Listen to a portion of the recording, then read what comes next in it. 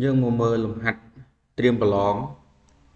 sầm hẹp lùm hạt này cứ châu đòn mười điền tham mày ấy cứ mười điền tiếp pí được nông chụp bụi bấy này cứ ăn được sóng electromagnetic và rồi hai thằng ăn được sóng magnetic á chân dương mơ lùm hạt muối và lùm hạt đi tôi đa tế còn tại ăn vật của môn tế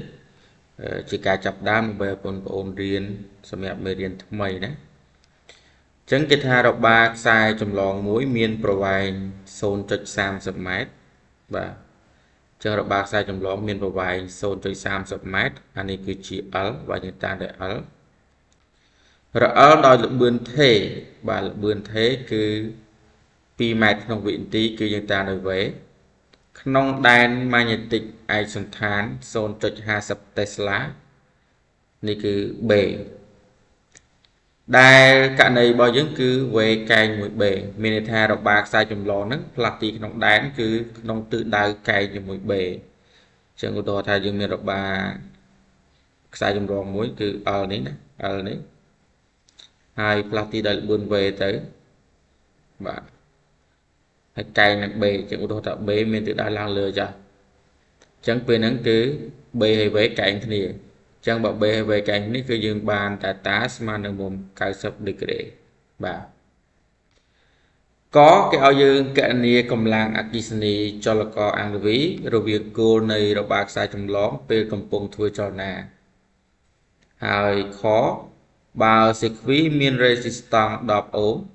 ចូលកណនីចរន្តអាំងវីក្នុងសេខ្វីបាទចរន្តអាំងវីគឺរក E ណាបាទឬក៏ I កម្លាំងគិសនីចលករអាំងវីគឺរក E បាទកម្លាំងគិសនីចលករគឺយើងតាមដោយ E ចលហាននេះគឺនៅក្នុង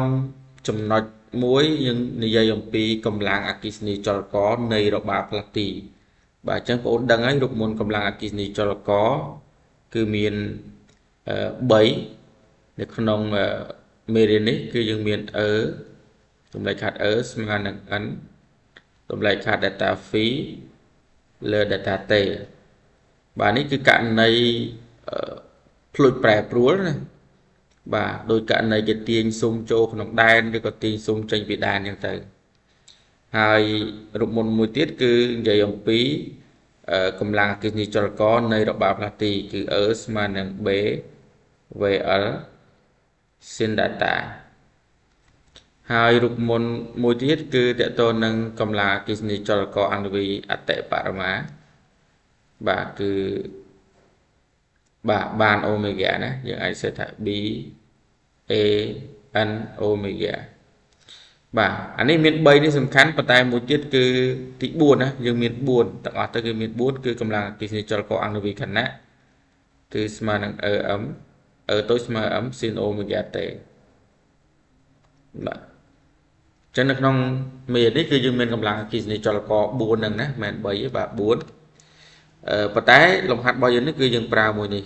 បាទគឺជាកម្លាំងអគ្គិសនីចលករនៃរបារផ្លាទីបាទ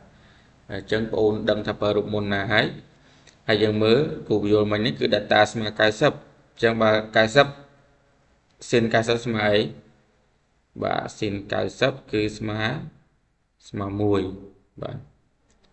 ចឹងរូបមន្តរបស់យើងសតតែ E ស្មើ BVL អញ្ចឹងយើងមានអស់ហើយ L V ហើយ B បាទអញ្ចឹងយើងអាចរក E បានរក E បានបន្ទាប់មកសំណួរខយើងរក E ចរន្តបាទចរន្តច្បាប់អូម E ស្មើ E លើ Air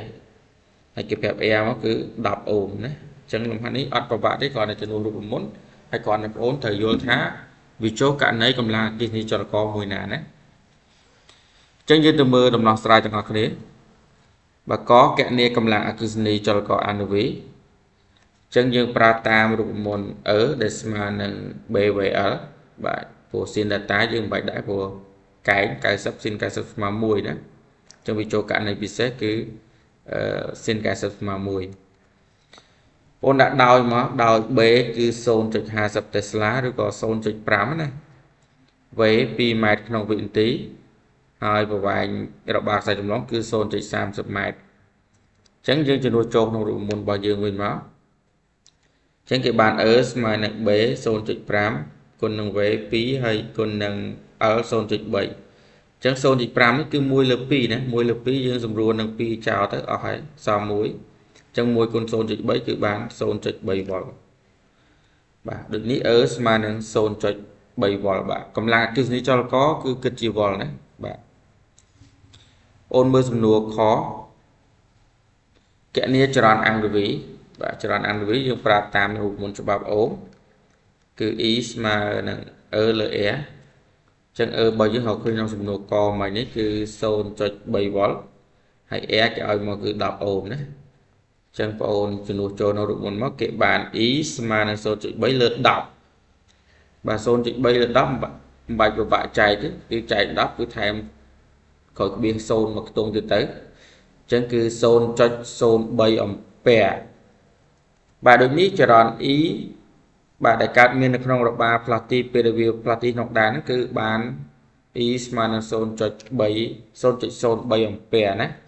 ចឹងនេះគឺជាចម្លើយរបស់យើងណាលំហាត់នេះគាត់អនុវត្តរូបមន្តតែប៉ុណ្្នឹងទេបាទ